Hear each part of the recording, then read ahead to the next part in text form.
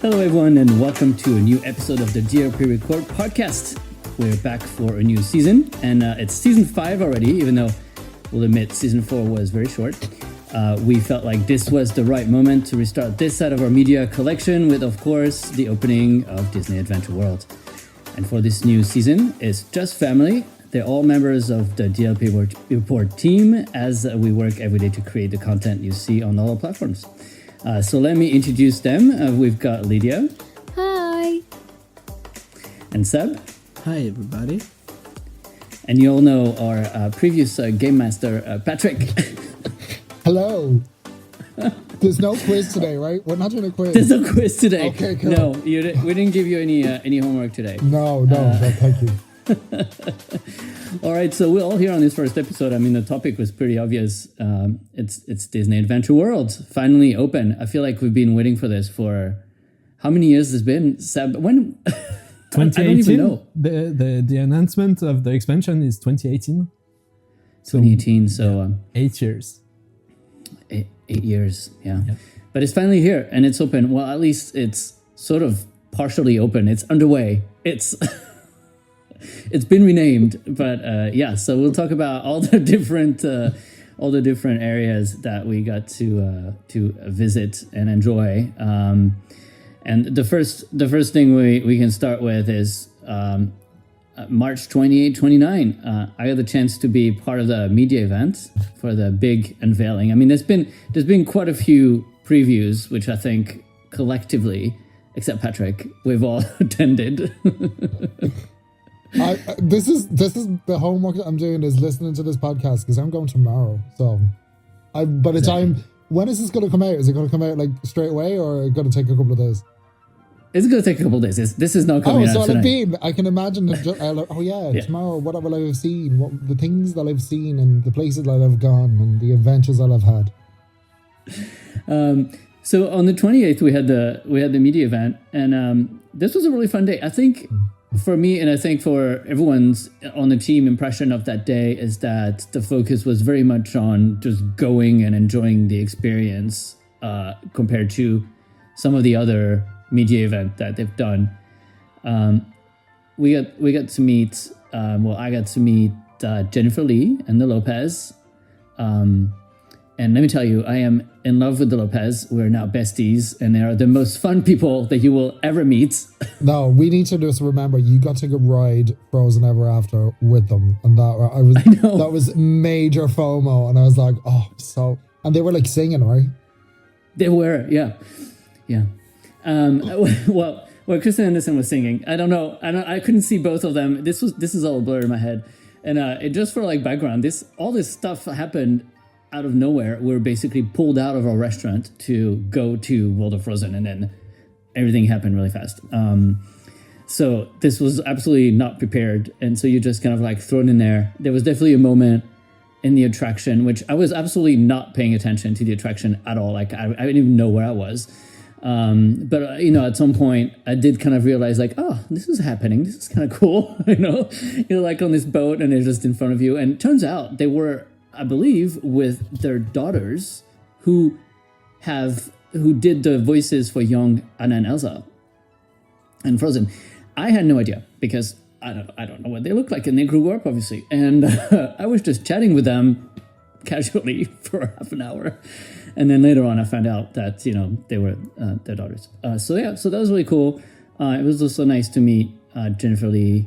I think, and I've been telling some of you guys that Jennifer Lee feels like another caliber. Obviously, she's been a big time executive at Disney, and she's much more of like a Hollywood personality. She has a lot more entourage, and it does feel like she's lovely, and everything she says, you can tell that it's very much controlled. But it was great to meet her as well.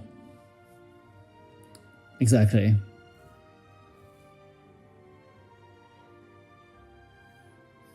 Yeah, definitely. Yeah, so that was also great to meet her. Later on, we had, I guess this is the people segment. Later on, I'm just going to go through everyone that I met and what I thought of them. I have a question. Was Jennifer Lee's husband there? I don't think so. Or Because- if he was in the background, but I don't know what he looks like, so I couldn't tell you. She's married to Doc Ock from Spider-Man 2, everyone. Wow.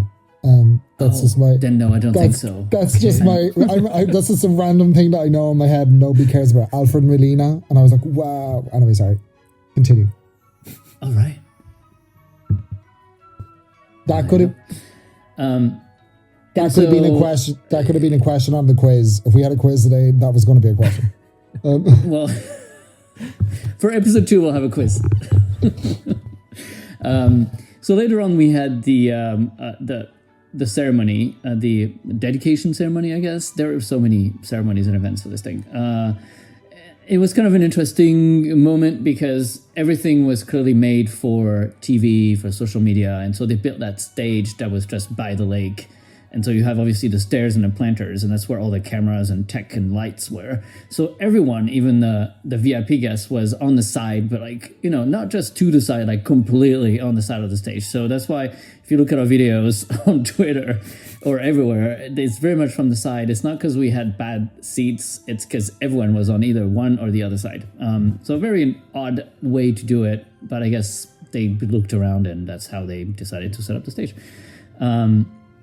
There was an awkward 1 minute of silence because Natasha wasn't backstage when they announced her yet. And so bless the ambassadors were trying to fill the time with everyone. But obviously all this stuff didn't make it in the official video. But in person, it was just a little bit awkward. But finally, she came out with the new president of DPEP, which I always forget his name, but Seb will tell me. Thomas Maslouf? Oh, yes, Thomas Maslouf, yeah. His first, I guess, official appearance as DPEP president. You know, it was a nice ceremony. Everything very rehearsed, prompters, you know, they were reading their texts. And yeah, I think it was nice. Natasha looked lovely. She was definitely, you know, looking great. And everyone was looking great. And then we had Josh D'Amaro came on stage also to do his remarks, which were, I felt like the ceremony was a lot focused on the partnership with the French government and being in France and development and, you know, what it brings to the economy and all that, which was interesting because usually those type of ceremonies are more about the fluff and thanking everyone and that's about it. But this one I thought had like a special accent on sort of that side of, you know, the government partnership, economic, you know, fall and all that. Which makes me think, like, I wonder if they're trying to schmooze the government to delay the third park again. But also, that's kind of how they justify the 2 billion the development. It was growth of labor, a lot focused on using French or European companies to build things, etc. So I think that's why you had also the president visiting 2 days before the opening.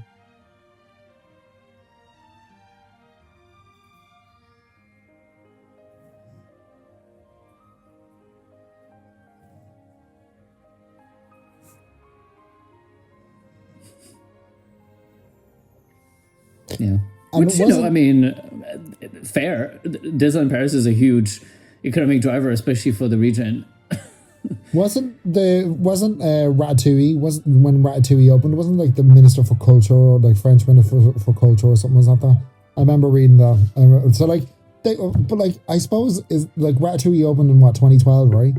There's not really like, apart from Campus, what really have we had to have a big song and dance about, like a big new like major kind of expansion? So like I suppose, you know. Yeah. But also that's how they announced the thing in the first place in 2018. It was through a meeting with the French president, like, hey, we just signed a 2 billion agreement with the France, etc. So yeah.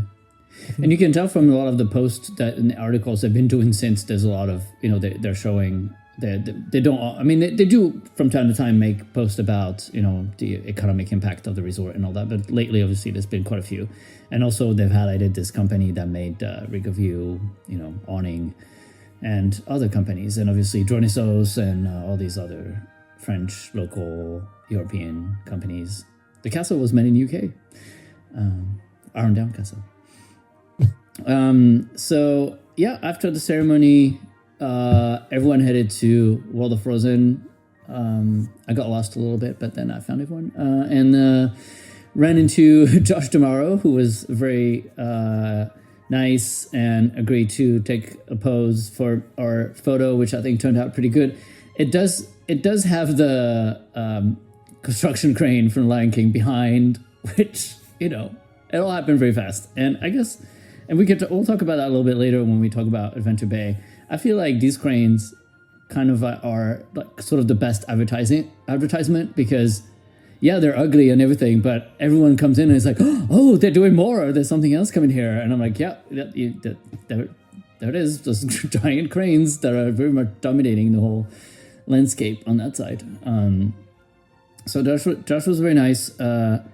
Also got to meet Jill Estorino, who's always a hoot. And she's now president of the Disneyland Resort, which was a bit of a surprise, I thought, when the news came out.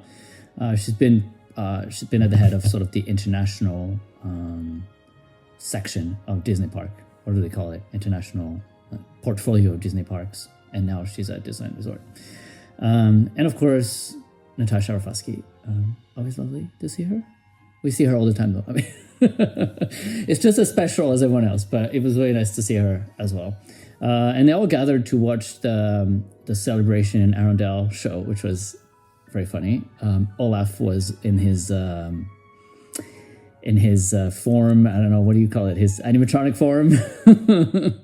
So that was good. And Olaf was there as well. It was really fun to just stare at him for like 10 minutes in like an uncrowded environment, and he stayed alive. So yeah, so that was a media event. Apart from these events and a couple conferences where we got to hear about how they created the expansion, most of it was focused around just going in there and enjoying the attractions and walking around the areas. So it was really nice. So now, what do we think? Should we start in different sections? I feel like we haven't really talked about world premiere and the repaving of the old part. Maybe we should start with that. We'll start with the worst.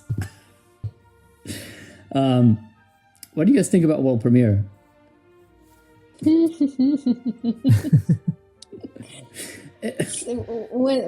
to begin? It's better. Well, it is better. It's better. The restaurant feels way nicer than it was before. But I mean, they couldn't really do much in that place. Like you have shops on one side, restaurant on the other side. I'm still mad that the shop doesn't have a ceiling, and that is really our biggest pet peeve. I refuse to even go to that shop anymore.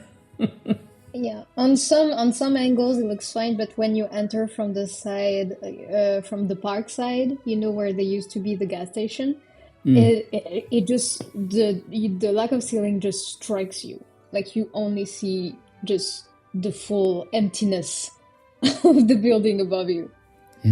Yeah, and I mean, they did their best. I think there was definitely no budget and maybe no appetite to actually tear down the entire building. I know that's what a lot of fans wanted to happen. Like, let's just get a cute little Hollywood street like in Disney World. But I think there's definitely various factors. The first one is weatherproofing, and as we now know, there is no weatherproofing around Adventure Bay. So you need somewhere for people to just go if it's pouring down rain. And also, this is the place that Special Events is holding their dinners and parties and private events and Christmas parties and all these things. And so basically, you'd be destroying a huge venue, a huge revenue driver for just the sake of, theming. I think, though... I was going to just say, talking of weatherproofing, and there's no place on Adventure Bay. There's no place in the entire park, apart from Studio One, to be away from the rain or the wind. So it is unfortunately the only option they have. But I feel like if you think of Frontierland or Adventureland, where would you go to cover yourself from the rain? You have all the areas connecting the different lanes. You have the covered path, and you have big shops that you can walk into.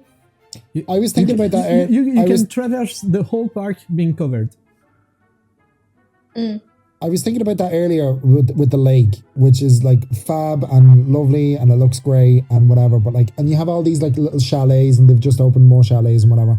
But like, you're thinking, where was like Bayview Gifts? Like, where was the kind of a big kind of like shop? Because like at the minute they probably don't need it.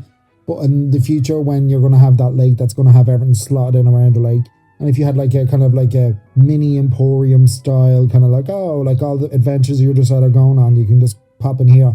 Because like the thing about it is we are in Paris and in winter it's quite cold. There's rainy days, there's hot days. And I think thinking back to even campus's press previews or whatever, and you were like, that's campus is not like really massive, but on a 40-degree day, that walk from when you enter to get to Flyforce, it's a long walk, like because you don't really have a lot of shade.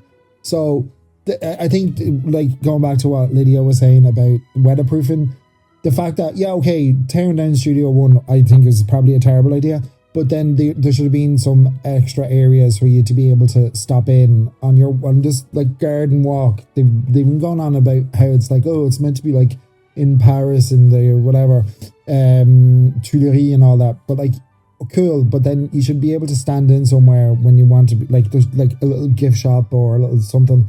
There's not really like building, like as in like building the, apart from like the attractions, which is, you know, good and they have Regal View, there's not really anywhere you can step in. They have those little kiosks, but they're very small inside. You could fit like 5 people.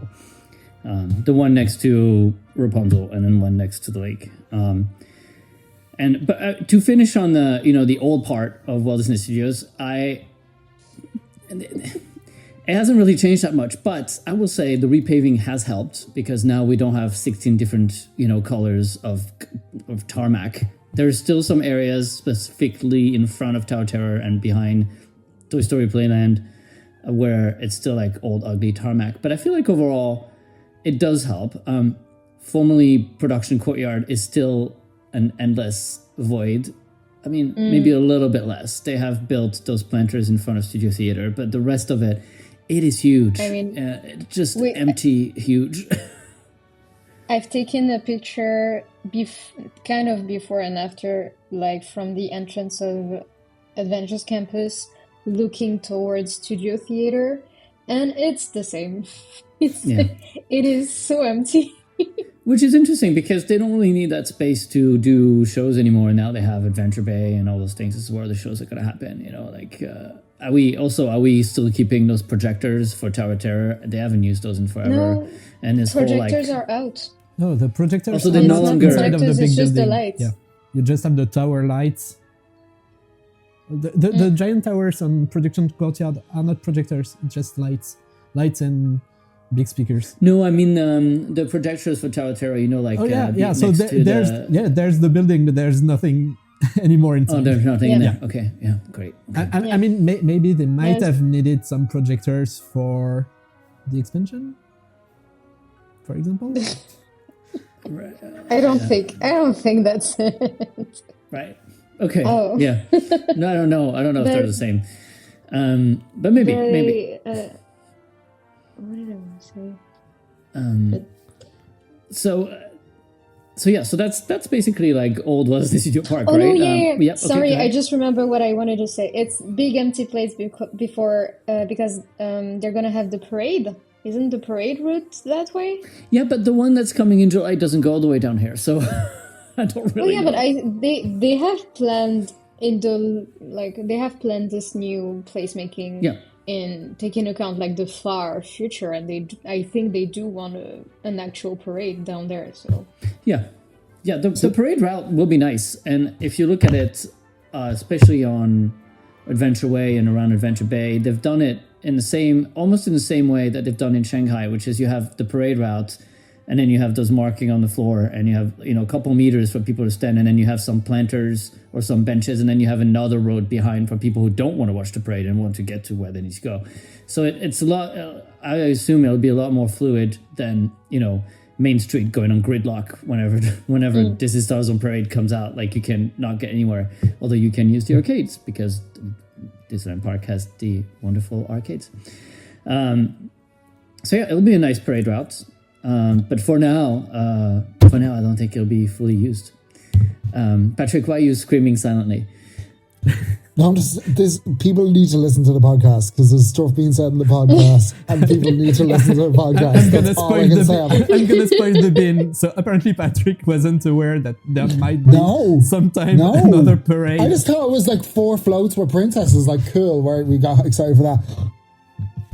Anyway, now I'm excited. I mean, we are not confirming anything. It's just that when you saw when we saw the blueprints of Adventure Way, Adventure Bay, etc., you could clearly see that there was a giant road enlarged coming from. And on the concept art, there was like a parade, right? In the top right-hand corner, there was a parade. Which is interesting because the parade goes on the other side, like on the Carswell Trip side, which is not where the parade route is, as I just kicked my glasses off my face. But yeah. And I mean, concept art, you also had boats on the main lake, etc. So. Yeah, and sort of permanent fountains in the middle or something. Yeah, so things change. But yeah, the parade. So the parade routes will start at the Lion King gate, which is there and themed to the Lion King, which is kind of cool. It's giving, you know what it's giving? It's giving Toilets of Terror. Remember when they were definitely not building Tower of Terror, but they built the toilets and they were themed to Tower of Terror. And people were like, wait a minute, are you doing Tower of Terror? And they were like, no, but the toilets were there first. It's kind of the same. It's fun. You're like, oh, there's this nice parade gate that looks very much like, African inspired. And so, yeah, it will go from there and then down Adventure Way all the way to the right of Studio Theater. So it will no longer go to formerly Toon Studio, which before it would go all the way that side, but now it's going to go the other side. So, yeah, so fun. So that's about it for the old part of Walt Disney Studios. I was also there for the whole Spider-Man moment. And Seb, you were there. Lydia, were you there as well? Mm-hmm. Yeah, I was there. Yeah, and I feel like it was that. It happened. What we didn't know is that it was part of a wider, longer storyline video, which came out later, where Spider-Man basically wakes up in Avengers Campus and does all these things, and then sort of ends up on the Eiffel Tower to remove the plaster and unveil the logo of Disney Adventure World. And so we're all waiting in front lot to see that. It turned out it was just the end of that video. So it was basically a 30-second moment for us to see. And everyone was just kind of like, okay, cool. And then we all rushed in. It's also a weird energy because we're all waiting to get in, basically. So to have to stop us and we're just waiting for, I was going to say Studio One, for world premiere to open. Yeah. And let us in, and then you have to, and then you apparently accidentally stumble upon Spider-Man filming a vlog for some reason. Yeah. It's a weird, I don't know. It's a good idea, but it's an interesting execution. Yeah. And I think what you don't see in the video is that Spider-Man was actually kind of going down in various slow stages. It was just a little bit weird. I'm at some point I thought he was going to get stuck and then he started moving again. But then, everyone got led on to Adventure Way, and we had all the cast members waving and clapping, and that's always such a lovely moment, which I think really started, and which really only happens in Paris mostly to that scale, and started with the first reopening after COVID. It was giving me major reopening vibes when we all were walking down Main Street, and people had tears in their eyes, and we didn't have Disney for 6 months, and then they closed again. So it was definitely that kind of vibe. It was really fun. The whole Imagineering team was there, and you had chefs. Apparently, they have chefs, and the microwaves. The microwaves don't work themselves, Ben. I don't know. Don't they just come from the freezer? Anyway, oh God. Let's not start with the food yet. The microwaves on parade. Microwaves. But cast members from all the attractions were there. So you had people from World Premiere and from Adventures Campus and from everywhere. And that's something also that was quite evident during this media event, is that they were really trying hard to sell the whole park as well. for the media event, we had privatized Avengers Campus. Obviously, I did not step foot in there because, but it was definitely part of the effort to sort of say, yeah, Disney Adventure World is, Adventure Bay, Adventure Way, and World of Frozen, but also look at all the other things that now make up Adventure World, because now that's the name of the whole park, not, we still kind of I feel like refer to Disney Adventure World as the new expansion areas, but what Disney is really trying to do is to just rebrand the entire park. True, but also at the same time, the part of the expansion that opened is like 2 attractions, and one being a family, extra family, the Rapunzel ride. So I think they needed to have Avengers Campus being open because you need to put people on other. Where are you gonna put people?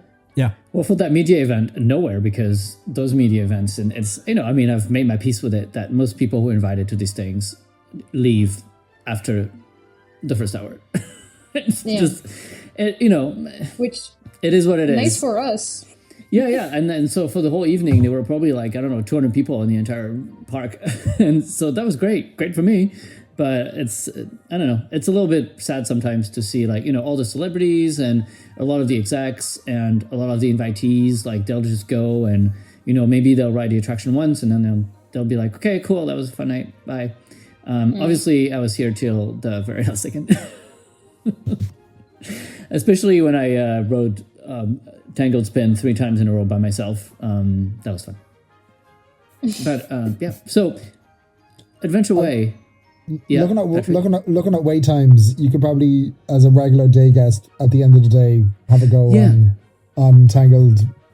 Spin on your own. And so let's go in order. Let's talk about Adventure Way and Rapunzel, Tangled Spin. It is. It's a surprise to me. I thought when we were taking all those construction photos, and we're all very worried about the capacity for this ride, and because it's so cute and fun, it is definitely a family attraction. But there are a lot of families, so I just assumed that this attraction was going to be 2-hour wait every day, all day, just because it's right there at the entrance of Adventure Way, and it doesn't have much capacity. But so far, it's been mostly 5 to 10 minutes all day, which I don't know how to explain this. Do people not know it's there? I feel it's 2 things, and I might be wrong, of course, but I feel there is one, the cycles are very, very short. The time you spend in the attraction, I think it's even less than you spend in teacups in Alice. It's very, very short. And 2 is that the lake and the World of Frozen make a very, very good weenie, and people are truly attracted to World of Frozen. Yeah, they do go to Réponse, but they mostly go straight to the lake. Not even the land, just the lake. Yeah, I guess. But I mean, good, I guess, because then we can ride it. Yeah, I guess it's doing its job.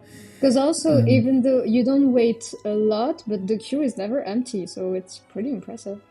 Yeah, there is sort of an extended queue area at the back, but I've never seen it used. And so it comes with its little pond with a boat and its little gazebo. It's such a lovely area, and same.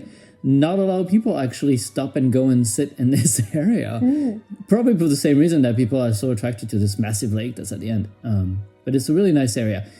I think the common factor to all these new areas is that the vegetation has to grow, and landscaping has done their best with all their young plants and trees, and some of the trees are a little bit older, but a lot of them are very young. So it is giving Epic Universe a little bit, where you can see that it's gonna be gorgeous in a couple years when it's had a couple seasons, So today is the 34th anniversary of Disneyland Paris, and I was looking online and I saw people posting pics from the press preview that happened on the 11th of April 1992. Oh my God. You can see you're in the back of Fantasyland. Oh, there's Videopolis. Oh, over here that you can see everything. You can see cast buildings. You can see, and when you think of that now, and you're like, I can't even because on that side in front of where Bella Notte is, all those trees have grown up, and it's really kind of closed it in. But whoa, you could see a lot. Yeah. You could see a lot of the park. Yeah, on Central Yeah, and- Plaza towards Adventureland and Frontierland. So like those small trees that are now so giant. Yeah, and I don't know if you've seen photos of Adventureland at opening, but it was definitely not the luscious jungle that it is now. It was just kind of sad. It was a lot of sand.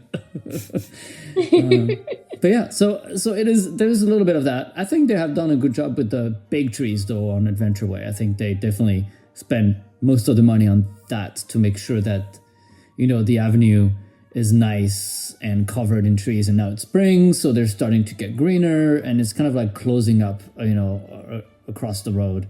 So that's nice. But some other areas you can really see that it does need to grow. And then on the left, you also have I guess they call the English gardens, but then sometimes it's called the gazebo gardens. I don't know. I thought that was really a cute little garden area with the little benches, and that's not overly overrun. I think the reason why it doesn't get crazy busy is because the show they're doing there is really kind of not for me. It's the same as the Disney Music Festival where you have Rapunzel and Fling dancing but not talking.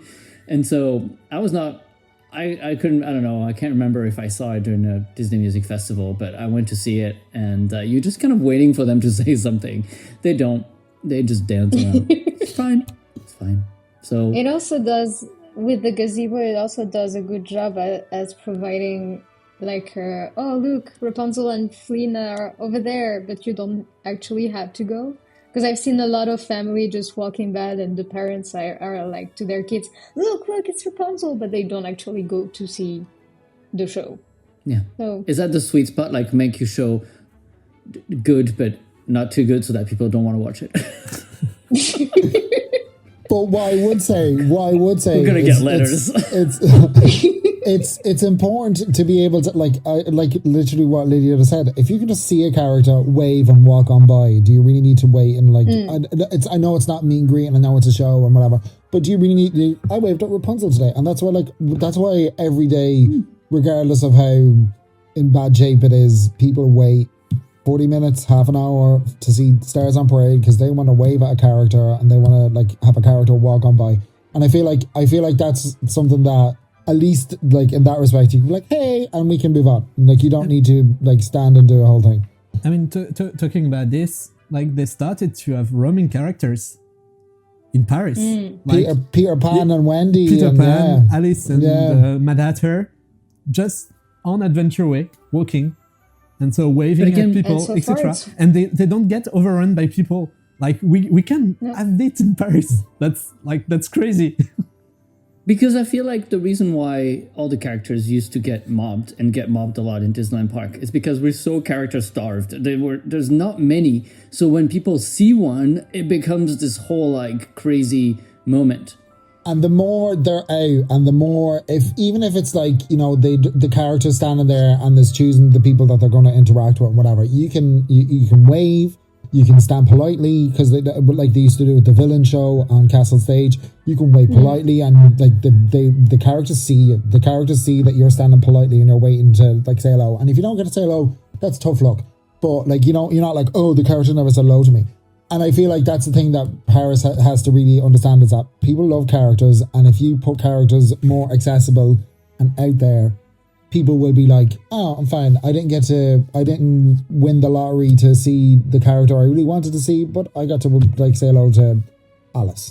Cool. Like, do you know what I mean? Yeah. Like, maybe we're maturing as like guests in Europe, where in the US, they've met a lot of characters, and some of the rare characters like at Disneyland are just around, like Jiminy Cricket is there all the time, or used to be, or that kind of characters. And in Paris, we used to have like such like a small roster of them, that whenever anything unusual was coming out, it was just craziness. But I feel like now we've gone through all the rare characters, and most of the fans have met the rare characters, so maybe everyone can like relax now and be like, yeah, it's cool, yeah, they're here, but I've met them before, I'll just wave at them.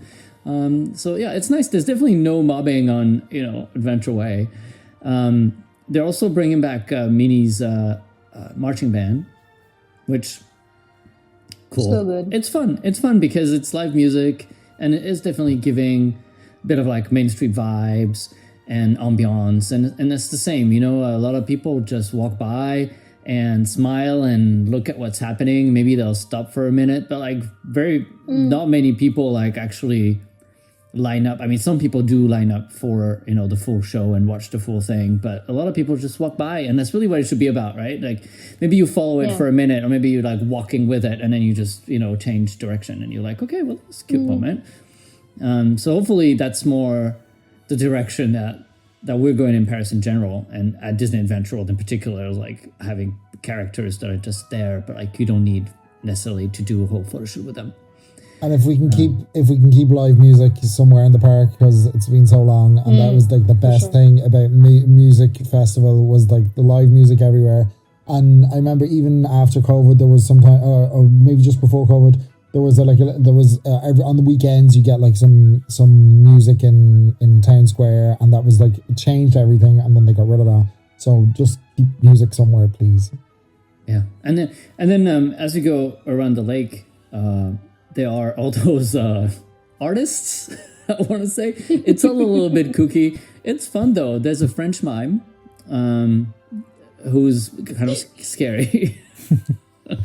And there's a group of drummers who are also kind of scary, but fun. And then there's some kind of like music box thing. What do you call that? Like accordion music box? Orgue de Barbarie in French. There you I go. don't know. There you go.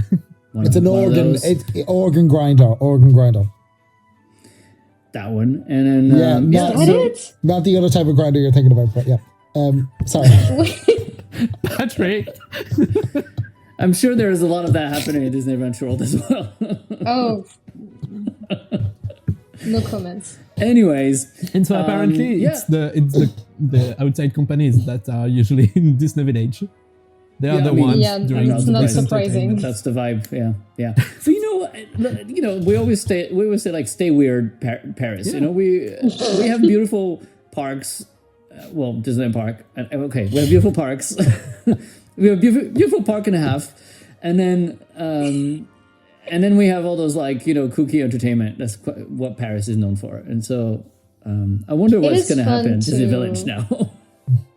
It is fun to see them try things, not that they have the space to just try random things. It's funny, even if it's weird. Yeah, and so around Adventure Bay, the specialty there is the food, I guess. So let's talk about food. They've done a good job, I guess. Yes. I feel like overall they have, which great. I mean, They've done the homework. So The food is decent. We still have an issue with prices, because I feel like quality of the food versus price is really not great. But then you have like the, you know, theme park tax, right? Like I know, but still, even with the Disneyland Paris tax. And the thing about it is, though, unfortunately, we all know this is the base. This is like the entry price, because it's not going to stay this price. They're gonna every financial quarter, they're gonna be like, oh, we need to add 75 cents or €1 or whatever. And then, so like, you know, the thing that your sandwich that you're paying €10 for the time we're recording, in the next couple of years, like everything else, it's going to be 12, 13 euros. And then really, so like, maybe it might be good enough value now, but like the fact that that's not going to stay the same forever. Yeah. And like they did some weird stuff with the prices, where with the sandwiches, with like the hot dog kind of sandwiches at Café Luminosity are like 10, 11. And then you go to Toulouse on the other side, and it's smaller. It's like half the size, still sandwiches, and same price. And it's like, the toppings are better, I think, or more high quality. I mean, maybe they have like the lobster one. But maybe the lobster one is like 15. Yeah. Well, it used to be 18. And it's so small. That was crazy. So there's five food points, main food points around the lake. So there's Café Luminosity, who does those hot dogs. I've had one. It was nice. They're nice. Yeah, they're okay. They do the hot dogs, and they do as dessert the cinnamon roll. Yeah, so cinnamon roll is very good. Yeah, it's very good. But it depends. Fast. It depends what batch you get, because I got a fresh one, and then it was delicious, and they're always warm, but that's the issue, is that when they stay warm for too long, then they start drying off. So yours that you had the other day was pretty dry. It was so dry. Yeah. Did I finish it? So Yes. eat it fast. But I was hungry. But it was very dry. And they also, of course, have the mojito, which is nice. Yeah. And is top? that the only, apart from beer, is that the only sort of cocktail around the lake? Yeah, around the lake, yes. Then you have to go to the lounge. Okay. And so on the right side, on the north side, you have the cats, the 3 Aristocats kiosk. My favorite one is, I think it's Berlioz, the potato pancakes. Yeah. It was very nice. I got the one with like avocado and chicken, and it's giving like brunch. You sort of like a brunch. I feel like they could put like a poached eggs on top, and you'd have like a nice brunch dish. So those are really nice. I feel like they will not sort of fill you up for an entire meal, or at least not me. It's definitely on the lighter side. I'm okay because I'm stuffed easily. Yeah, but you eat kids' meals, potato, so you're not. Yeah, I do. So I'm fine. But the potato patty is surprisingly filling, I would say. Yeah.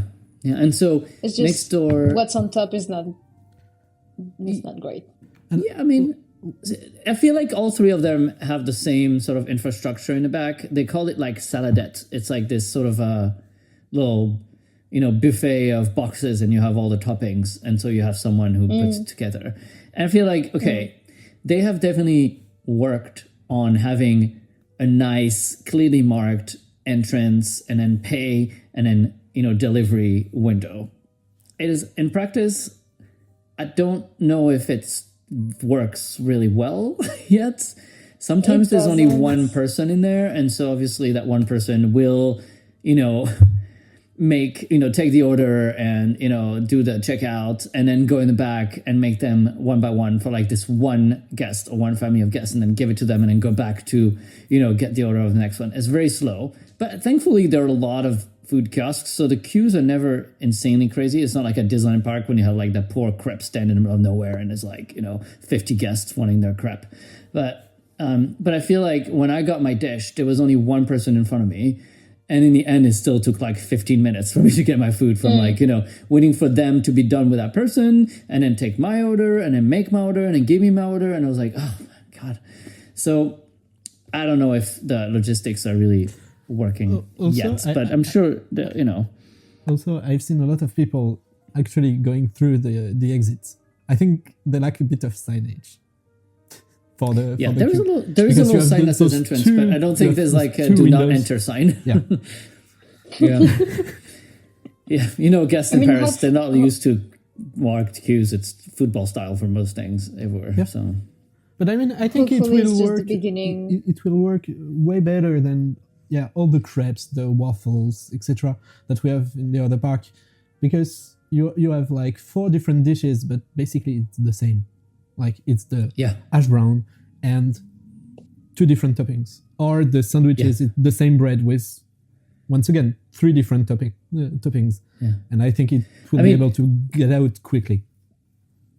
While they are nice, and all these food are quite nice, they're still definitely from third-party providers, because as after I ordered, she was taking out a new giant bag of frozen hash brown from the freezer under the thing, and just like pouring them all out.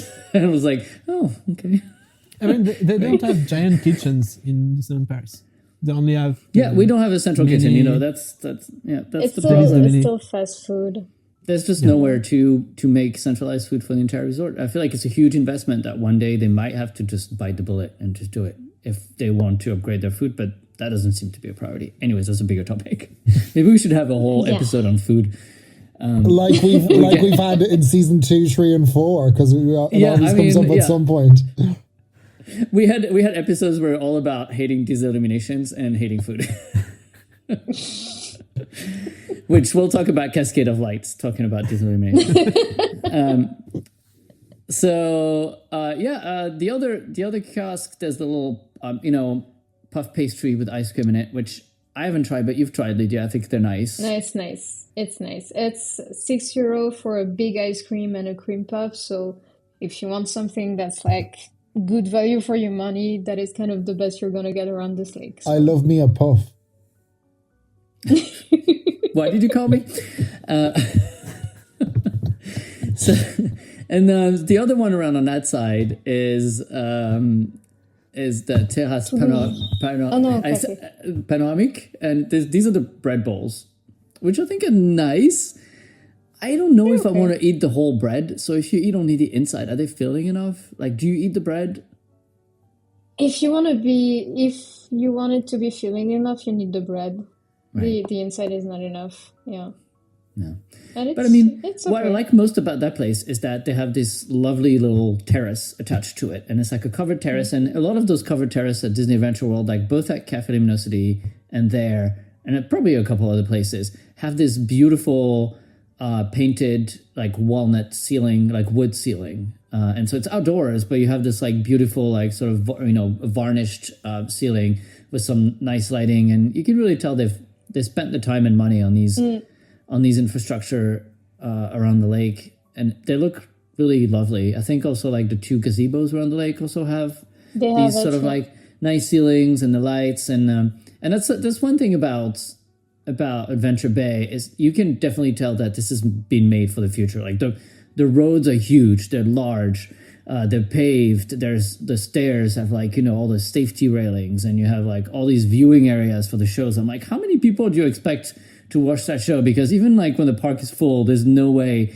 they're going to fill up all the terraced viewing for a Cascade of Light.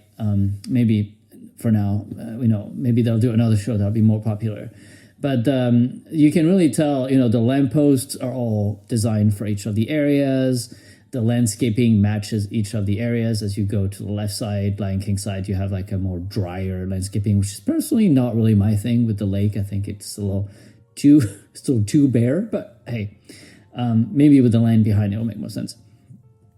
So I think hopefully you can really tell that this really sets the stage for the future, and it really has this sort of like future proofing effect of having like those huge roads. Like this makes me feel like we're in Shanghai again. Like the way they built those like access ways and parade gate, like everything is huge. So for now, there's not a ton around the lake, and it shows, I think. But I guess everyone understands that, this is the first stage of this expansion, and World of Frozen is basically all there is on that lake and all the food kiosks. But eventually we'll get 2 more lands, one of each side. Well, hopefully both sides. And we also have, as you mentioned earlier, the trees that are just not grown enough for now. Yeah. So it still feels empty.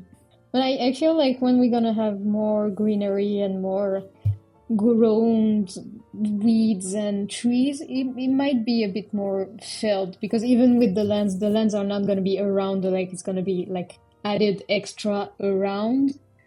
So, the empty space we have now is the empty space we're going to get for the rest of this park. But it just needs the vegetations to actually take place in this. And you see it in some of those sort of like metal grid gazebos that you can see that they want the plants to sort of grow and cover the whole gazebo, so that it's like this whole covered awning. But obviously for now they're just sadly growing on the pillars a little bit. You have like 3 strings of plant. So this needs to obviously grow. And I think also on the Lion King side, on the south side, they haven't done any of the landscaping except on the main road. So you have some trees, and they've put some lights in there, which I think bring even more attention to the fact that there's nothing there. But hey, but behind that, you just have those super long walls for the Lion King land. And the landscaping here has not been done at all. So I'm assuming once the land is done, there's going to be some sort of like, maybe not lakeside, but roadside landscaping, just like for Frozen. And, around Frozen, you have this like forest of trees. So that will help as well, because when you're on the other side, on the viewing area, the terrace viewing area on the other side, it is dire to look across the lake. This is the one quarter of the lake that is really rough. But as we said before, I guess it's a good advertisement that Lion King is coming there. But it's tough. 3 cranes and a whole lot of brown walls. And Stencho. Yeah. One thing I would say about like European theme parks in general, because like it's a comment that I've seen online and from being to other places, like, you know, like smaller theme parks where they kind of treat it as like a season, and every season there's like a new thing for each season so that guests come back and whatever. The fact that there is this whole massive advertisement for, hey, there's a Lion King land, so every person that walks through those gates and is out, like the castle, Arendelle Castle is obviously positioned to kind of draw you in to go down the adventure way and go around the bay and whatever. The thing about it is that like these people are gonna be like, oh cool, I want to come back and see Lion King. So like it's kind of nice that there's like a big like, hey, come back and see us again because we've got more stuff on the way. Like, and like for like a long time at Disneyland Paris, that has not been the case. So that's like a fun. I like that. Yeah, absolutely, and also, you know, despite having some of the sightlines being not quite covered by vegetation, and also, you know, looking at you, Tower Terror, and looking at you, Theater of the Stars, and Flight Force Show Building, like all these are very much visible. I mean, Tower, I think, will just be one of those things that we'll just have to accept because there's no way they're going to cover that giant thing. But you can see that they've put some trees to try to hide, you know, the arena behind and Avengers Campus. Avengers Campus is still quite visible from the lake, and so that will need to grow as well. It's a little, you know, when you're in Waldorf Frozen and you look over and you have like, you know, the Alice in Wonderland set over there in the arena. It is what it is. It will grow. Alice doing a sad wheelie on her own because she's not around. It's like I guess you'll see. We're gonna see like the BMX, you know, sticking out of there when you're in Frozen. The fire. And the fire, yeah.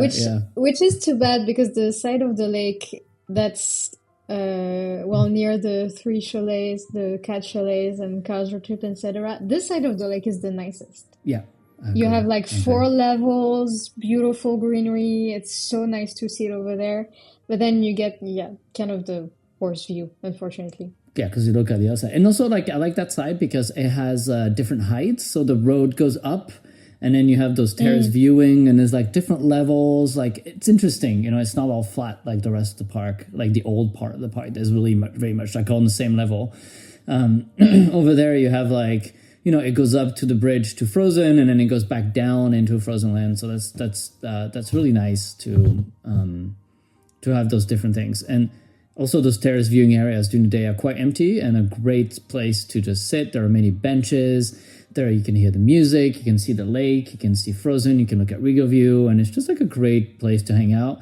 I was sitting there like on a random Sunday afternoon, and a lot of the benches were taken by, you know, people who were just chatting and having a snack and just having a lovely time, and, you know, and not doing any attractions, just hanging out in a lovely place with some nice music in the sun. So that was really nice to see. People have really embraced sort of all these cute little areas around the lake. So well done with that. So should we talk about Frozen? Yeah. I like it. What a review. Wow. The enthusiasm from the team. Frozen, it's nice. I love it. Overall, I love it, obviously, because, you know, they've done a great job and the theming is insane and the whole mountain looks great in Paris, I think, because there's nothing around it. When you're in the land, it really just sort of dominates the whole land, you know, so it really works. And the level of theming, like, you know, we can't take this for granted. Like, this is next level. It's like on par with Ratatouille, maybe better, you know, like we're getting into those like levels of theming that are sort of like perfection and super immersive. And it's way better. So we gotta be grateful for that. I have notes. I have two notes. The first note that I have is Arendelle Castle. When you're on the main thruway in World of Frozen, you do not see Arendelle Castle at all. It's like it's not there. You just don't see anything.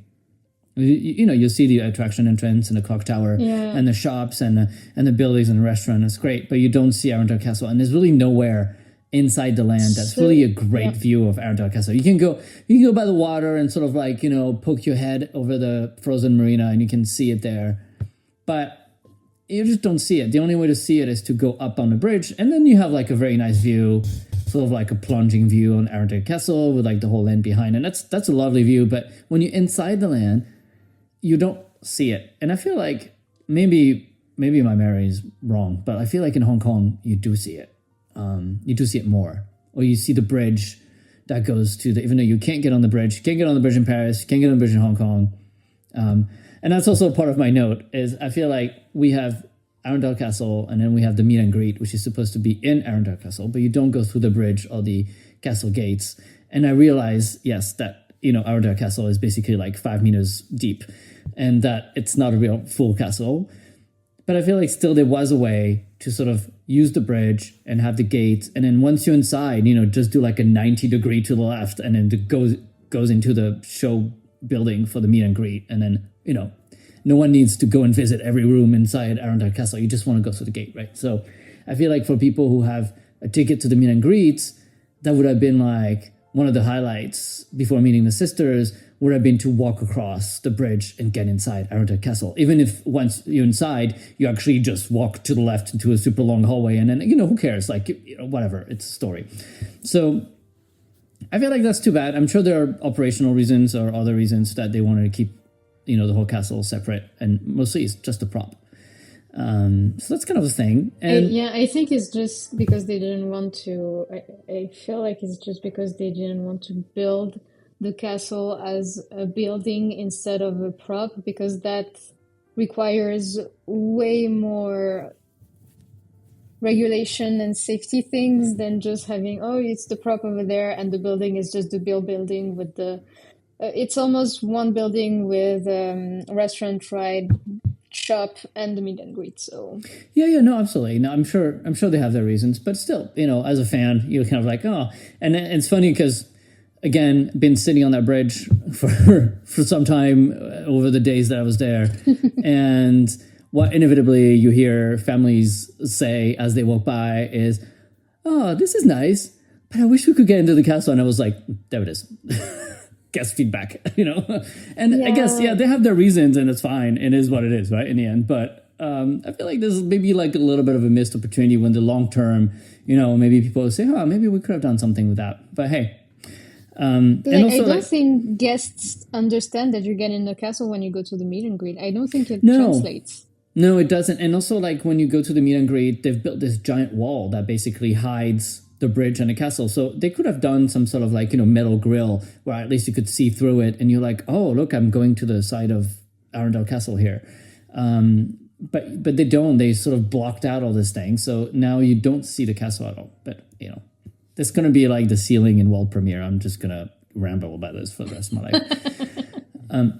The other thing I'll say is when you are on the other side of the land by the Friendship Fountain, when in Hong Kong, you're very much at a 360 and you don't see anything outside, it is very, very, very exposed to Adventure Bay. There are no trees, there is no bushes, there's nothing. It's basically you have the fountain, and then one side you're in Arundel, and the other side you're Tower Terror. There's no in between. Like, it's just, 50% Tower Terror, 50% Arundel. And I feel like there's room here to maybe have like a couple, pine trees, maybe low ones so that you can still see Arundel from a distance. But like when you're in Arundel, you have like a little bit more of a visual block to the rest of Adventure Bay. And this is not really an area that you would watch the show from. There are like 3 different levels of terraced viewing underneath it where people can go. So I don't know if if it's for the show viewing, then I don't think it would take up more space to just put some trees here, and it would sort of isolate the land a little bit. But these are my notes. But otherwise, I think it's a lovely land. The attraction, I liked it better than Hong Kong, and it's mostly due to the smoke. I don't want to reveal too much because Patrick hasn't ridden it, so. But I love the smoke. I love the smoke when the door opens and you have all the smoke, and you can see everyone is like disorientated because there's so much smoke. Like, I hope it never stops smoking that much because that's just perfect effect. And the animatronics are lovely. Obviously, it's great to see that in Paris, that level of detail and technology, and the whole ride is like, when you get to the first scene with the dangling purple lights, you can hear everyone being like, wow. And, so it's nice. It's nice. But otherwise, it's pretty much similar to Hong Kong, right? Is there any other differences? Yeah. I think like some of the light effects, there's more projections maybe in some places. But it's nice. It's good. The drop was an interesting surprise, having done only Epcot. Right. Yeah. Yeah. They have the drop in Hong Kong. Yeah, I'm sure. Yeah. But No, having done only Epcot, it was a nice surprise. it's nice. Otherwise, yeah, it's just It started. it's just It had a rocky start. sorry. It had a rocky start as an attraction. Yes. I think there was a lot of issues with water levels and sensors and just Yes. having so many people in the attraction all at once. I think they just didn't think that we were that heavy, and the sensors were getting triggered. Well, also they never tasted it with actual condition, which is like the boats and the queue completely full, and the what's it called, and everybody with their coats and their bags and their Yeah. kids and their all their things. So And but also, yeah, that was the can I say wet butt as well? Like, I don't know if oh my god. it has gone better though, because full disclosure, I spent like 6 days over the couple of weeks in Disney Adventure World. I lived there for a while, and I feel like towards the last few days, it wasn't happening as much. But I don't know if it's because there's more people, so you have like more, basically like people are shielding the water from coming into the boat. But when it was running I'm at not sort sure. of mid to low capacity, so much water was getting on the seats, and No, because it was going on since the cast previews. Like I've done cast previews, media preview, and past previews, and it was bad until I think just before the week before the press event. Well, the press event night, I think it's a capacity thing. I think it's like when there's not many people in the boats and they keep cycling the boats, the water gets a lot more because you don't have people basically like absorbing the water during the drop. And so every time I would go on it, I was like, oh, yep, there you go. My butt is wet again. And there's nothing you can do about it because there's so much water on the seat, especially if you're on the sides. Yeah. And you just sit in there and you're like, oh, there you go. Wet butt. But it's okay. It's good. Yeah. But that's okay. I think it's it's gotten better. And obviously now it's like constantly full. So I think that has helped shielding the boats from water coming in. And it's been running better, I think. I haven't seen as many, It has. breakdowns. Yeah. So obviously yeah, it's a because new attraction. opening day was kind of rough, like 6 or 7 101s in one day. Yeah. Yeah. Yeah. They're working through it. It's new. Was It's new. that a 6-7 reference? Are we like No, Gen A? that wasn't Are we 6 like seven. Are we like a We're Gen not that A cool. podcast? We're not that cool. What about meet and greet? Have you guys done the meet and greet? I've done the meet and greet a couple times. Yeah. It's fun. It's very much, what is it called? Hero Training Center, but make it Arendelle. The app now is quite well, tested, and you don't wait long. Obviously, you need to get a ticket. I would recommend like looking at literally the seconds. This is like, getting concert tickets level of stress. Yeah. You have to be on a strong Wi-Fi, and Which look at some of us are quite good at getting important concert tickets. I'd have you know. Sorry, this is the day after Celine Dion tickets. Sorry. I was going to say, just so you know, Patrick Did is you going to did you get some? I'm quite proud of the fact that yes, we got some. Congrats. Patrick But is going watch, to cut to tomorrow, me trying to get Elsa and Anna and me not getting it and being more angry than if I didn't get Celine Dion tickets. So, okay. Well, Seb and I also survived another, Hunger Games of ticketing, which is D23. So we'll see you there. Oh my But God. Yeah. that was a fun one as well, and an expensive one. Every year it's Very like double the expensive. price. I mean, is it going to be like 1,000 in a few years? Like, what are we doing I here? mean, it's already a 7, Ben. Well, I'm not doing every single day, but yeah. In a few years, gonna be your firstborn child, and your house as collateral. But I mean, Crazy. as long as it sold out in like 2 hours, yeah, they will keep increasing the Yeah. prices. And I mean, don't care. to be fair, and not to sidebar on D23 for the whole time, but last time with the new formula with the Honda Center, I was quite happy with that because you used to queue forever and get this sort of like fairly dry, media presentation about the parks or about the movies, which, they had some performances, but I mean, it was like a basic stage and it was okay. Like the news was fun, but like the presentation itself was just kind of it was okay. But now it's like a whole full stage production, and they have like this huge stage and the screens and more celebrities and more things, and so you feel like at least you're getting your money's worth. And also you have your guaranteed spot, so there's less stress. You don't have to wake up at 4 a.m. So I mean, it is what it is. You pay more, but I feel like the experience, at least the last time we were there, was better. And you didn't have to like queue up forever. Anyways, that's D23. Back to Frozen. So yeah, meeting, and then also that was fun. It's Can very I much ask like a question? Yes. Can I ask a question about the attraction? Yeah. The boats, are they bigger than Hong Kong, or are they same size as Hong Kong? I think they're the same. Okay. No? And the drop, is it the same as Hong Kong, or is it bigger than Hong Kong? I think it's also the same. It might be a little higher. Okay. It's higher. Oh. A little bit. A little bit. It's not enough to notice, but it is.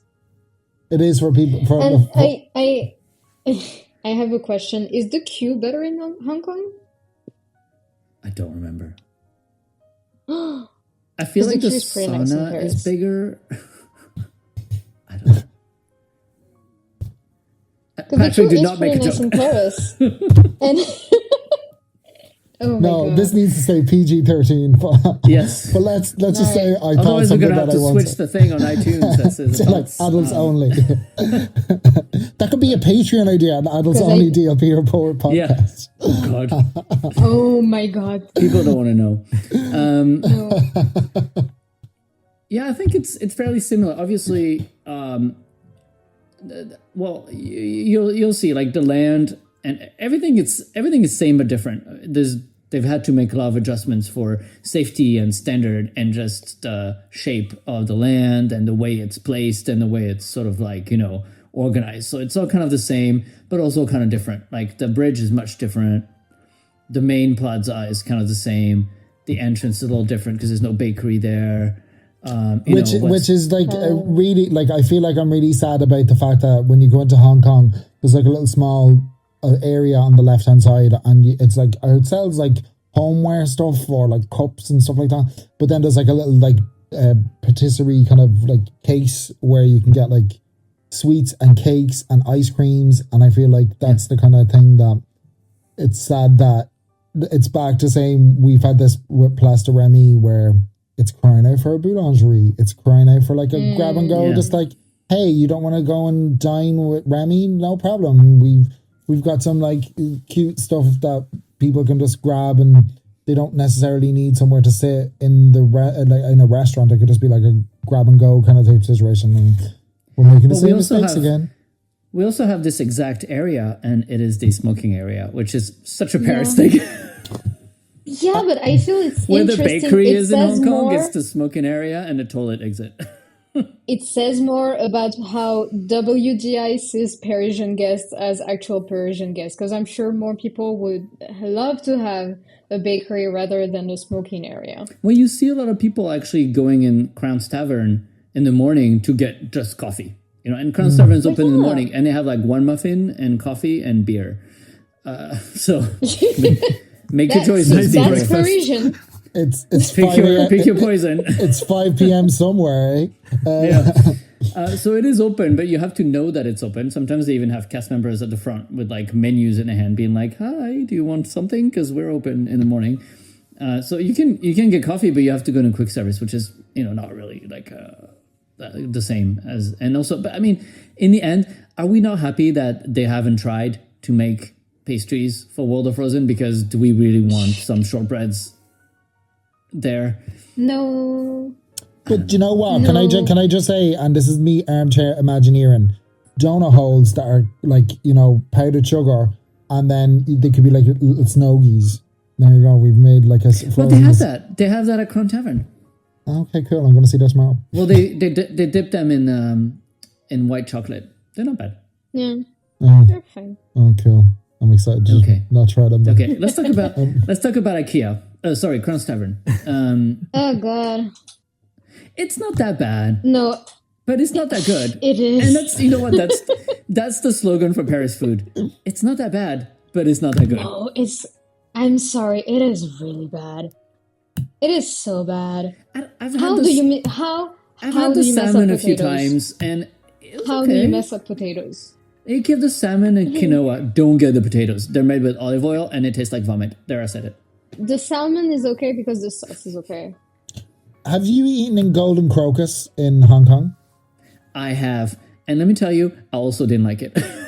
So that's what I was going to say, because we ate, when we were in Hong Kong, we ate in Golden Crocus, and because I was with someone who was like very like, don't want Asian food, so I was like, okay, this is like one of the only places in the park that it's not burgers and fries and whatever, so let's go here and it'll be a nice experience. And we got the salmon, and the salmon, like it's different in the fact that it's like 2 roast potatoes, and then it's like a puree, and then it's like a long carrot. It's the same idea, but like it wasn't good there either. So like it wasn't like it's not like we got the shorter end of the stick. It wasn't nice. Who wants Scandinavian food? Like, I'm sorry, but like nobody's like the delicious culinary delights of Norway. Said nobody ever. Sorry. Wow. Yep. So, no, I mean, I'll agree. Yeah, and Golden Crocus. And, I also ate at the Frozen Banquet Hall, whatever it's called in Tokyo, and I also did not like that. It was like an airplane tray with some kind of weird omelet and some raw fish, and it was just a weird assortment of random stuff. They changed. They changed that menu. Yeah. Oh, okay, And on cruises, like when they do like freezing the night away, and it's like the frozen menu on the cruise ship, I'm like, it's nice that there's I had the frozen restaurant on the Wish, and that was not the best of the cruise. Yeah. Wait, and did it's I have like, the frozen restaurant? Yeah, maybe I did. Is that on the Wish? Yeah, it is, yeah. But like, I just feel like the theme is like, it's nice that they're not just doing like, here's burgers and fries, and you can do the same thing again. But like, it's nice, but like, it's just not the cuisine that like a theme park is not screaming out for. This kind of They cuisine. should just make reindeer burgers. That'd be fun. Oh god. No, but I mean, honestly, I've had one the menu before. could stay the same. No, In it's good. actual It's no not way. the issue. It's They got could lean have meat. the same menu, but just good. Yeah, Like I mean, we could have like good meatballs and good vegetables. and I feel like it shows also because so first of all, those new restaurants and this new quick service, it is highly efficient, and at least I feel like they have learned. There are many kiosks to order, and the food comes out quickly, and you just get in, and like despite the land being chock full and being lunchtime or dinner time, you will never wait to order more than like 10 or 15 minutes, and then you wait 5 minutes. It's not. I've seen hours long queue at that restaurant. When we went for dinner, you and I, there was no one in there. It was like a Saturday night. I mean, A good way to the make sure long that queue your was on restaurant- the opening day was on Sunday because everybody Yeah. was wanted to go to the restaurant. A good, And but also that's- the AP you can preview. compare Yeah, with- that's true. That was you can the compare preview. with that. Yeah. But yeah, But so it is the new kiosks are as great long and as they're quick. as long as we stay on the same the same level of people that's here at the night, it's fine. But if one day, God forbid, they have a lot of people in the land at night, the restaurant is not enough. It doesn't have a big enough capacity, surprisingly, because it's pretty big. But I would say two Yes. things. One, a good way to make sure that your restaurant is never busy is to make sure that your product tastes like sick. Two, in Hong Kong, at nighttime, it was never that busy. Like, I feel like Frozen is like such a headline. Like, I'm running to Frozen. I want to rope drop it. I Yeah. want to get in and I want to get out. It's night. I'm from listening to your talk. I'm like, oh yeah, in Hong Kong, you could go at nighttime, anytime when it was dark, like anytime after like 6, and it was like, would you like to walk on Frozen? And you're like, okay, it's weird that people, like on trade today, it was like a 45, 50, 55 minute wait, and you can just walk on at nighttime. So, and even the restaurant, it's like quiet, like so. Yeah, and we're seeing very much the same dynamics in Paris. The trend for the day is basically opening time is obviously starts low, and then within like 30 minutes it shoots to like 2 hours for like the first hour and a half, 2 hours of operation. It's like, hour and a half, 2 hours, over 2 hours, whatever.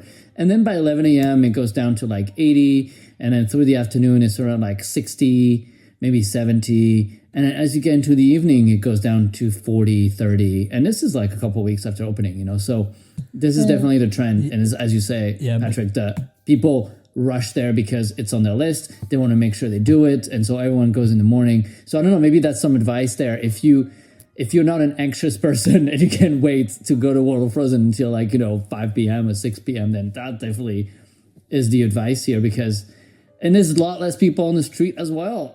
So... And for people that have like kids, because I know like I'm an adult fan of Disney or whatever, but like I know a lot of people that would have kids and they're like, the kids, when you want to get there, take that break in the afternoon, get that little nap in, make sure everyone's really relaxed and rested, come in back at like 6 and like the land is ours. We don't have to wait to get into shops. You don't have to wait to get into restaurants. You don't have to wait to get into the attraction or that much. You can just come in and have a nice chill like experience. Distract the younger people in your party. Where like the big thing they really wanted to do that day. I sometimes feel that maybe it's like the adults are kind of like projecting onto the kids. Oh, you really want to do Frozen, right? We have to go and do it right now. Like whereas like if you can kind of like chill and do it in the late afternoon, early evening. Because I've been looking on the app, and even at 10 o'clock you can get like a half an hour wait, which is like. So is this like the new Crush Coaster where everyone goes there in the morning? Or are people still running to Crush Coaster? No, Crush Coaster is still busy, but people are running to Frozen now. Yeah. So Crush is actually good at rope drop. But at the same time, the best at the same time, the best option is definitely to start Disneyland Park and then Disney Adventure World. Yeah. But at the same time, the land has only been open for 2 weeks, and it's still kind of low season. I think we will need to wait for this summer, and even we have holidays in France in the next few weeks, and I think we'll see how it will be busy or not in the land. Yeah, because it's when they're close to redo Crush, then it's going to be even worse. Yeah. Oof. Oh my god. Anyways. Right. I need a debrief after this. I need people to tell me things because I'm like, what? Anyways, so that's not the only place there is to eat and drink. And one of the, I think, biggest hits and surprises of Adventure Bay is the Riverview Restaurant and Lounge. It is surprisingly, I shouldn't be surprised, but it turned out really well. It turned out really, really nice. The building is nice outside, and inside it's gorgeous as well. And that dining room, I was very surprised the first time I walked in. It's huge, but doesn't feel huge. It doesn't feel like a giant hall. It's not overly crazy loud, and has a lot of really lovely Disney touches and finishes, and the wood around the windows and the murals on the walls and the lighting and this whole Art Nouveau feeling. And I think they've done a really great job. And it's also a huge restaurant. I don't know what you guys thought. When you walk in, you're like, oh, okay. Like from the outside, it does look like a big building, but when you're inside, it just really strikes you even more, I think. And so we've all... Seb, have you eaten there? I've not eaten there, but I've visited the restaurants. Ah, right, yeah. And Lydia, you've had meals there. I've had the lounge, not the restaurant yet. I'm the only one who had the restaurant. It's really nice. I had lunch there and dinner. It was the same menu, but just so you know, the princesses are different lunch and dinner. So if you do lunch and dinner, you'll probably get like the same two and then two different ones or something. I hope you enjoy. They don't rotate all four of them. I hope you enjoy not having just one kidney for the rest of your life, because if you're doing lunch and dinner at Regal View, it was not the same day. Spenny, big Spenny. And a full disclosure, one of them was, I was invited by Natasha Rofsky to go. Well, not her personally. No, not her personally, but I guess her checkbook. So I only paid for one, but it was nice. It was really nice. I think, the food is nice. Is it as fancy as they would like you to believe it is? I don't think so. We're still in like Disney table service level restaurant. This is not Tiffin's at Animal Kingdom. But also, this is not auberge, which really is like just cranking out, gross industrial food. So we're somewhere in the middle.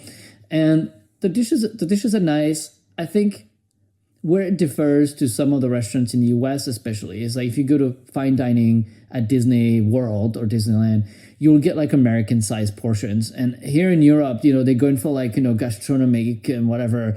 And you're kind of like, well, yeah, this is nice food, but like, why is there just like one piece of potato pancake? And, give me three, like for the price, I think the portions are a little bit small, maybe because European guests and all this and that. But I feel like when you pay all that money, maybe give us a little bit more food. But apart from that, really enjoyed it. You do get a new mousse bouche, and you do get, which is like a little kind of like a little thing to whet your appetite at the start, and you do get. Let me tell you about that piece of watermelon that they put in Greek yogurt. It is weird.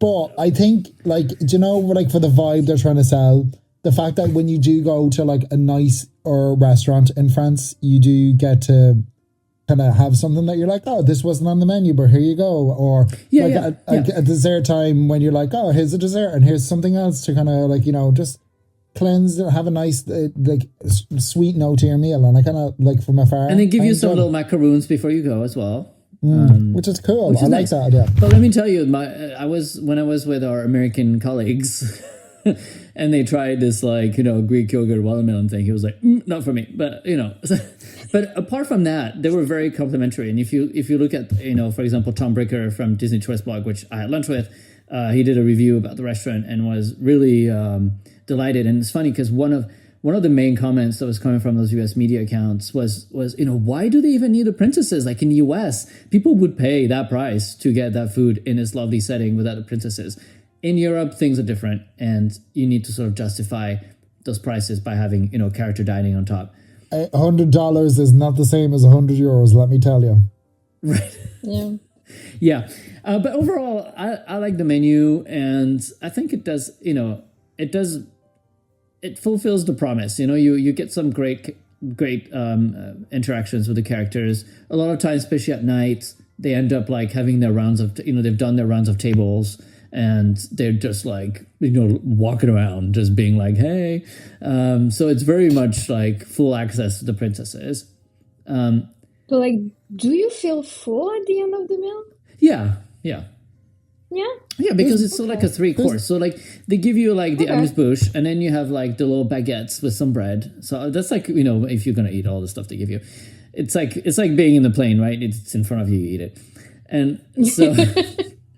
So then the appetizer, it depends. I had the tuna both times, and it is like maybe like 8 thick slices of raw tuna, So if you convert it to like sushi, it's like a nice big sushi plate. And then I tried the steak, and the steak is kind of like marinated, like sous vide type of steak. So usually it's tender. I've heard of people who didn't like the steak, but mine was fine. It does come with only like one little potato pancake, which was kind of like, oh, okay, like give me more sides. This is the like the that person that I am coming out. Do they give you more bread when you finish the bread? I have not tried, but I'm pretty sure they would give you more bread. Sorry, yeah. Mr. Carbs are my enemy. Sorry. No, I mean I don't know. I just didn't ask. But we did finish whatever we were giving. And then I also tried the guinea fowl, the pantade, and that was pretty nice as well. It's quite nicely cooked and nicely presented, and the potato, the mashed potato is really nice here, not like at Crown's Tavern across the lake. And for dessert, you have to get the champagne souffle. It's like this frozen ice cream souffle. It's very light, but it's frozen, and it really tastes like champagne. You have to like the champagne taste. It really tastes strongly like champagne.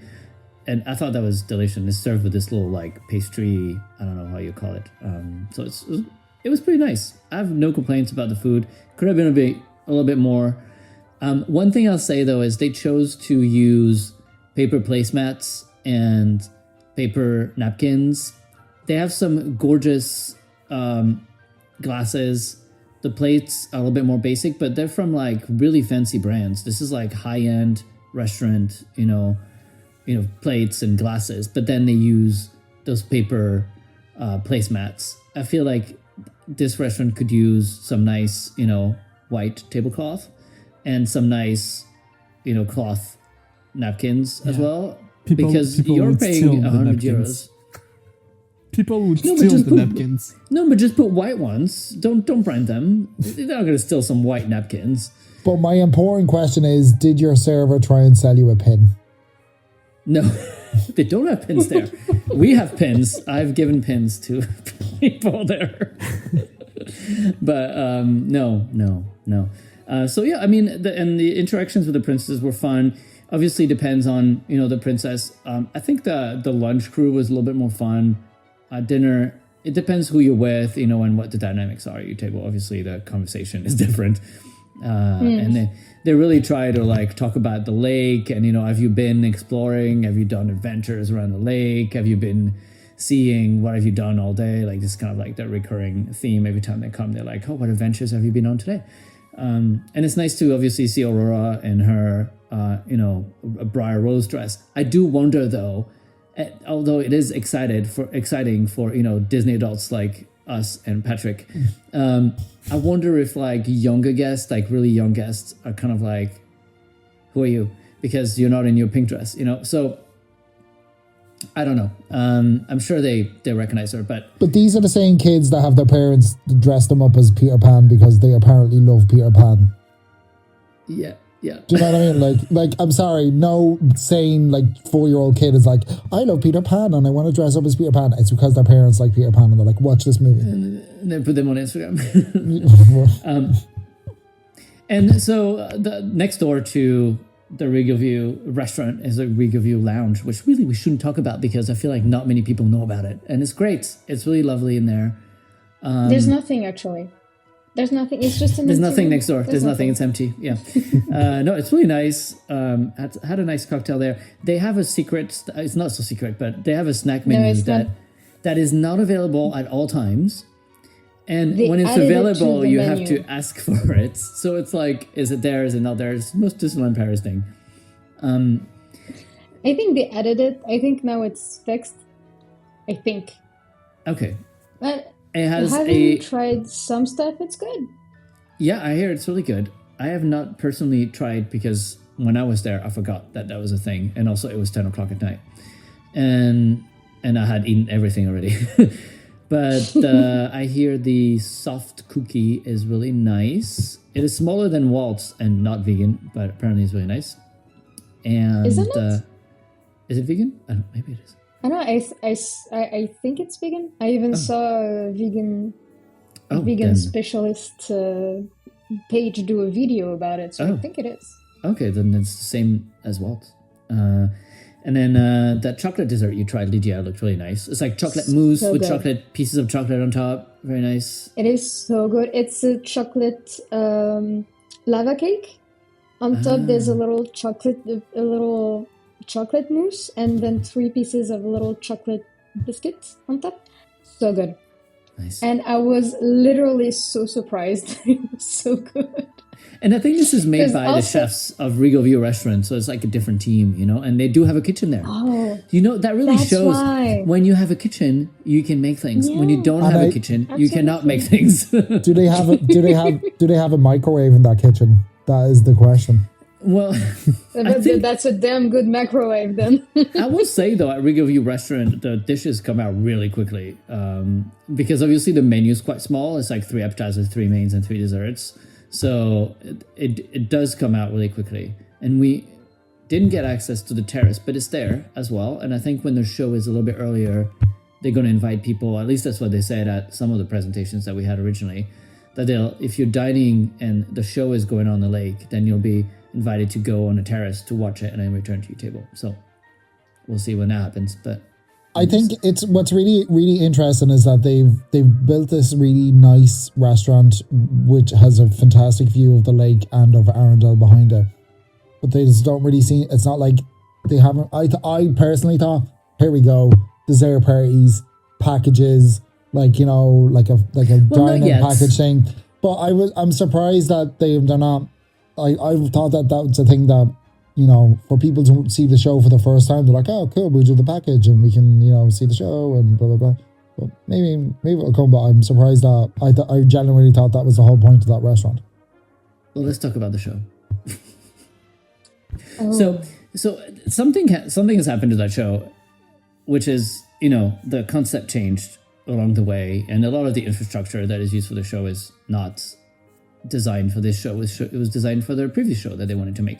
One of the main questions and sort of like, you know, comments that I've seen and hear from people about the show, even from your average day guest, is why doesn't it feature anything about Disney Adventure World? I mean, yeah, there's an Avengers scene, but it doesn't really talk about Avengers Campus, so is it even a thing?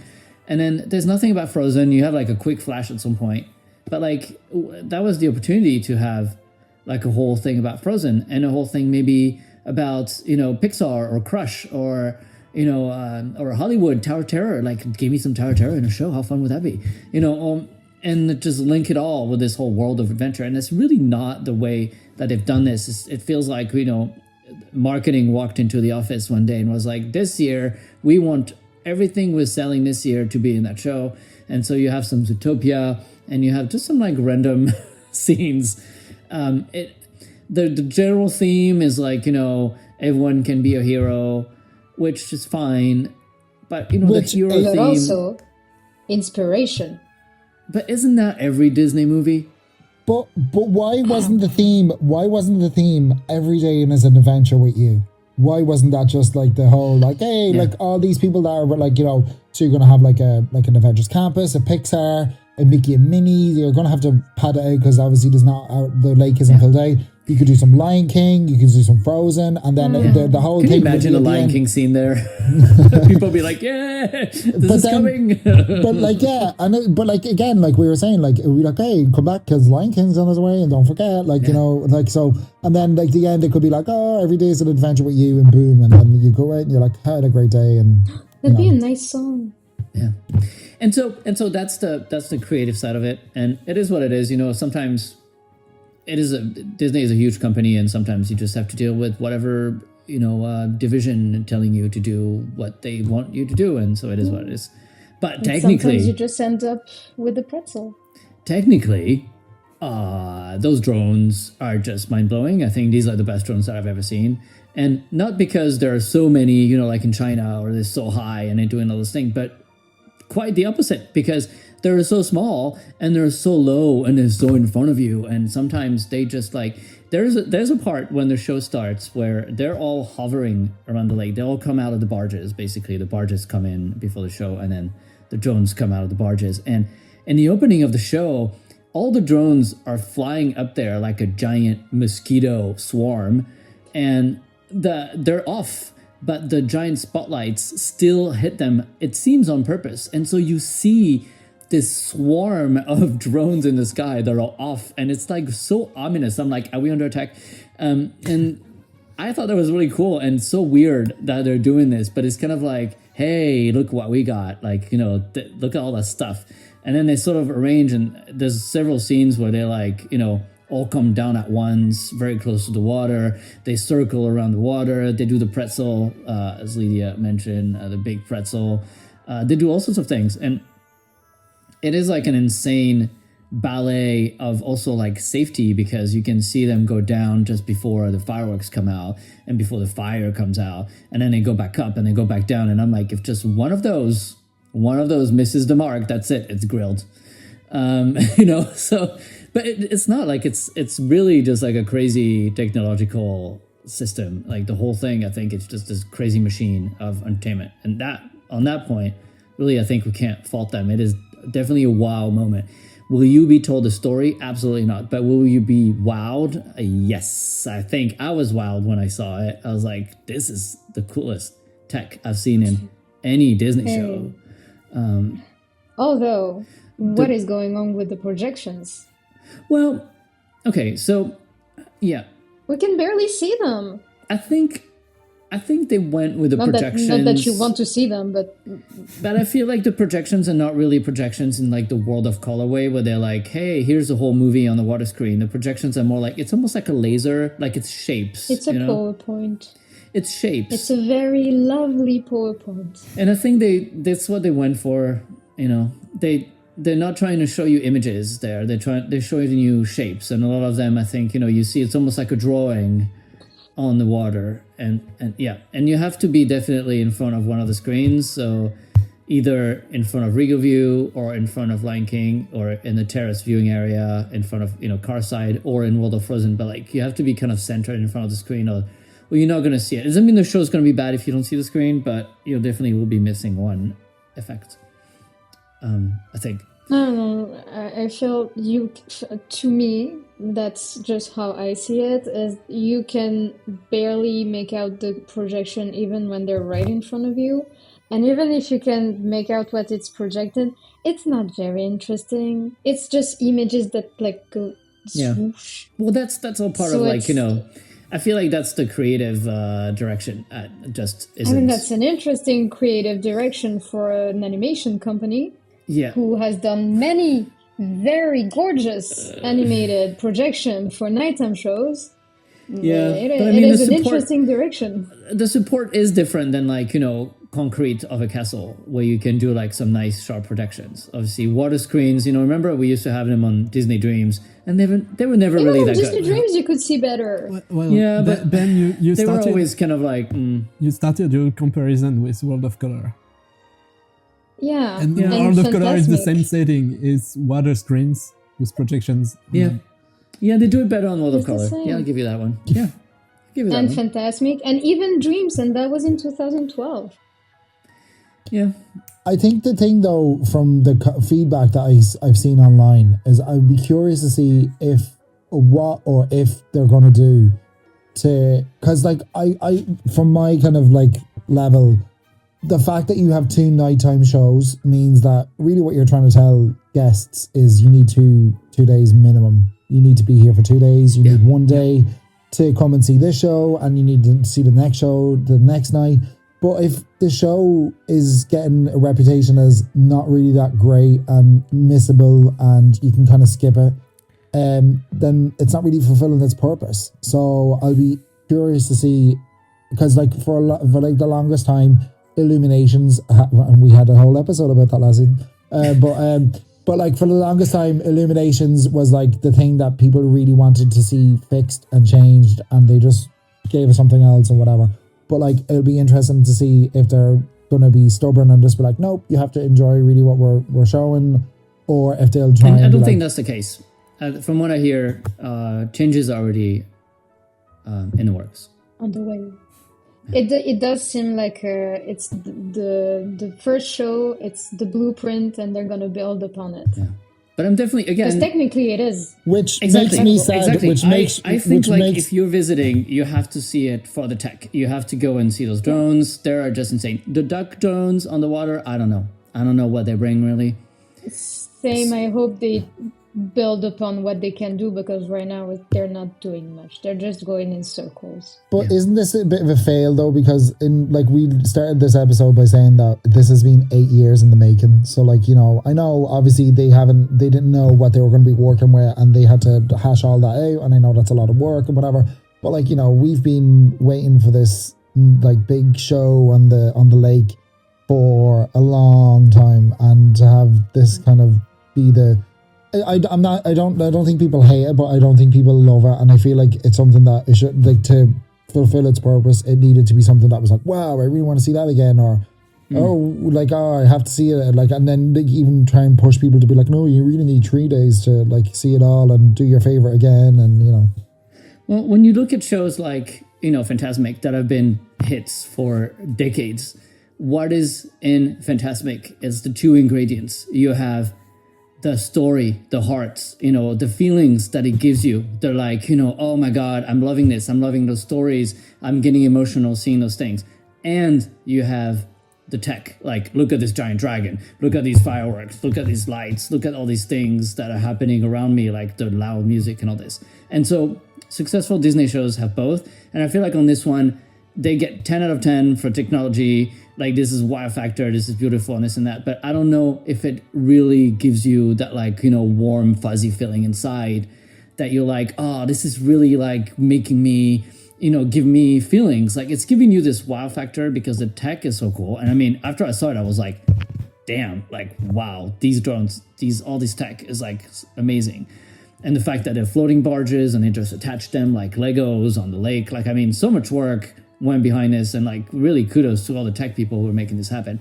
But on the creative side, I don't know. And it might not be Design Paris' fault. You know, sometimes these decisions being made at very high levels, and people are like, well, I want this and this and this in the show, and you just have to make it work. And I feel like it really feels one of those situations where like the creators were sort of like, you know, they twisted their hands and be like, well, we want to have, you know, these themes, and so just make it work. Like, rework your show, make it happen. And then this is sort of what came out. And I think what came out, even probably people who made those decisions were probably like, oh, you know, like, maybe it's not the best combination of ideas there.